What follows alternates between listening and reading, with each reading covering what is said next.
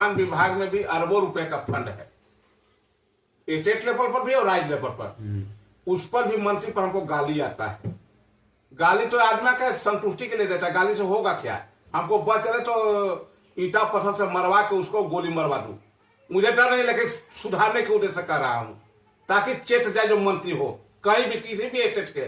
क्योंकि मुझे सीमित नहीं है कि बिहार में, हिंदुस्तान के कल्याण होना चाहिए। और मैं तो समझता हूं कि करप्शन के मामले में दुनिया में कल्याण, आम जनता इंसानियत इंसान है, न कि कोई अमेरिका की जनता है कि कोई पाकिस्तान की जनता, उससे मतलब नहीं। इंसानियत के कम से कम कल्याण होना चाहिए। तो खैर, जब बिहार में कल्याण नहीं तो पूरा दुनिया के कल्याण की बात क्या करूं, लेकिन कम से कम बिहार और हिंदुस्तान में तो कम से कम सुधार होनी चाहिए।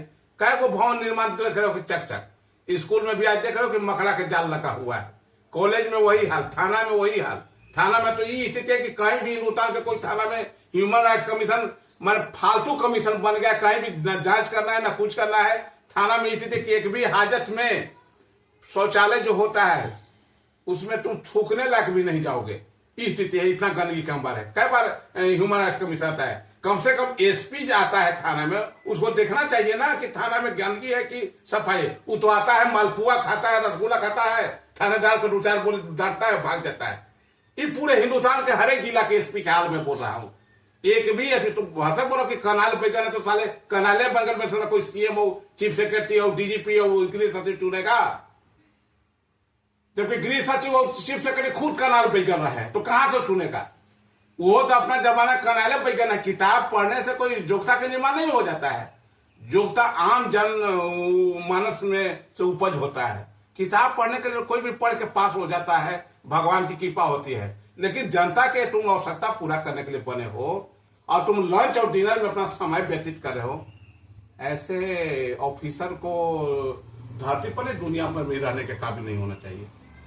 और बहुत अच्छा होता है कि ऐसे ऑफिसर हार्ट अटैक से मर जाते हैं, क्योंकि धरती के बोझ है और कोड़ है, समाज की गंदगी है। आज की स्थिति है कि ऑफिसर कोई सुनिए कैसे बकबक कर रही, सुन रहे हैं।